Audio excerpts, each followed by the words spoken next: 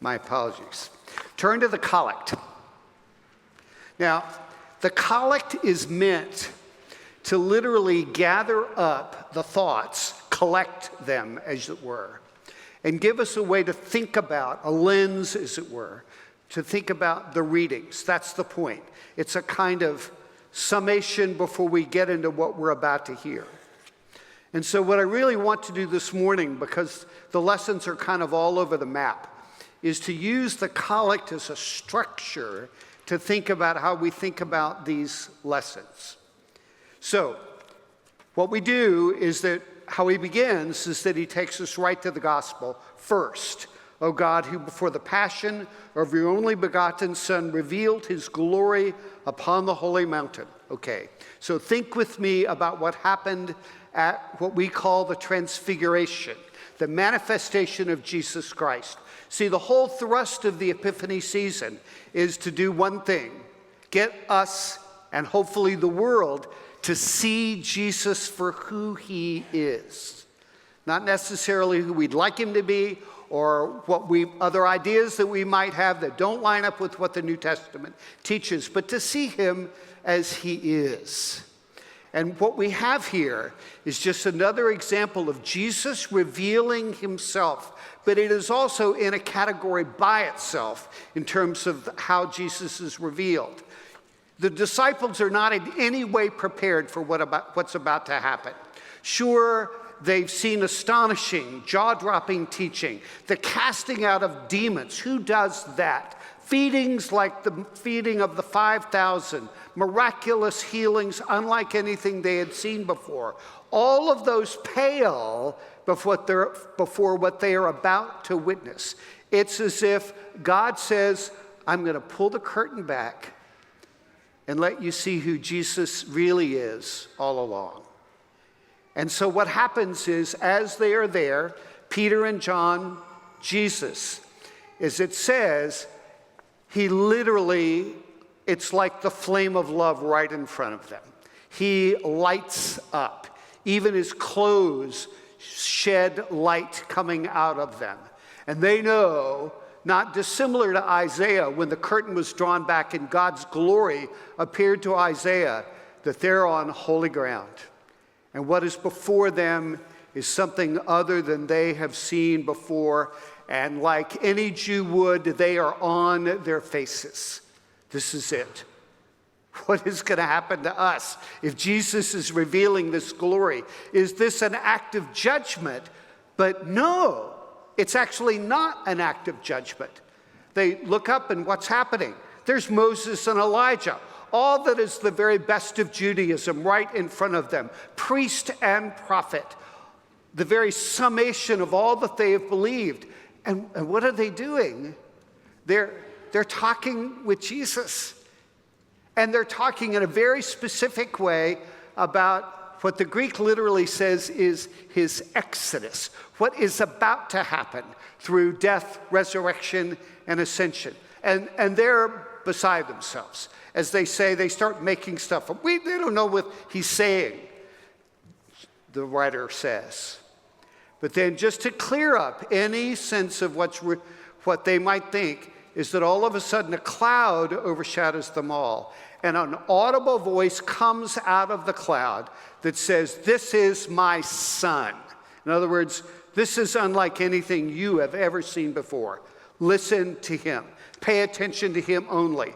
And just to put the exclamation point on what the voice just said, when the cloud goes away, there's Jesus. He's all by himself.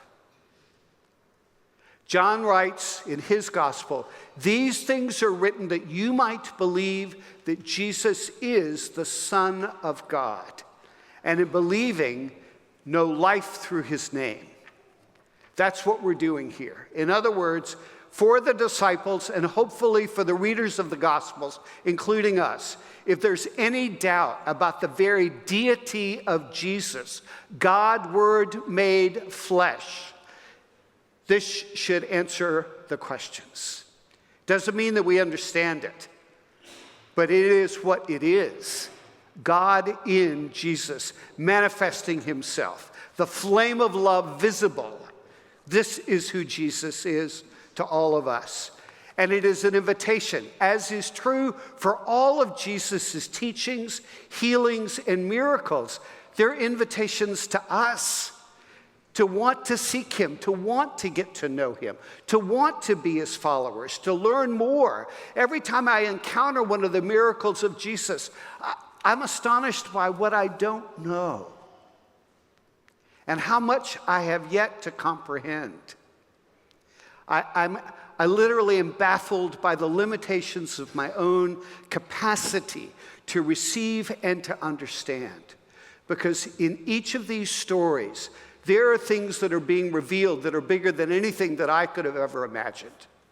And yet, in the midst of what I do not understand, I'm still called to pursue and follow the one that I read about on these pages. Because he is, in fact, God from God, light from light, the King of all kings, the Lord of all lords. There is no one like him or beside him. And yet this is the one who chooses in love to reveal all of that to us, ordinary human beings, inviting us to say yes to him, to be his followers, and not only just to be his followers, but to receive from him all that he gives us out of his very nature. The miracle is not just that Jesus is who he is, but that he chooses to impart, that when we say yes to him, something happens inside of us. As Paul writes, we are changed into his likeness. God is at work in us right now, opening our hearts, revealing things that we did not know before. It's something into which not just we're invited to believe, but also to participate. And that's what the next lines say. Grant to us that we, beholding by faith the light of his countenance. We say by faith because we weren't there. We didn't actually see that with our visible eyes. Instead, what we're doing is that we're believing that what's recorded is accurate and that Jesus is who he has revealed himself to be. We accept that because we hunger. We long to know him. In fact, we even believe that the longing to know him and the desire to know him is God at work in us, drawing us to himself, working in us that kind of hunger that we might say yes to him even more deeply. Grant that beholding by faith the light of his countenance, what? And here's the key line here. It has to do with pursuit. That we may be strengthened to bear our cross and be changed into his likeness. Now let me tell you something. Bearing your cross has very little to do with what most people think it is. It has nothing to do with whether or not you wrestle with sickness. That is not your cross to bear. Wrestling with things not working out the way that you would like. Or having an acquaintance or a boss that just drives you crazy all the time. Well, I guess he's my cross to bear. No. Bearing your cross, if we're talking about what Jesus did and asking us to bear our cross, and Jesus makes the direct connection, follow me, bear my cross, it's a quote out of the Bible, is literally the difficulty and even the suffering that you encounter specifically because you are a Christian. It's a very clear, narrow focus. Depending on where you live on this planet, that becomes more visible or not. There are new, for example, anti-conversion laws that have been put into place by the Hindu majority against Christians and others in the state of India. And Christians that have always ministered there are being arrested. That's happening right even as we speak.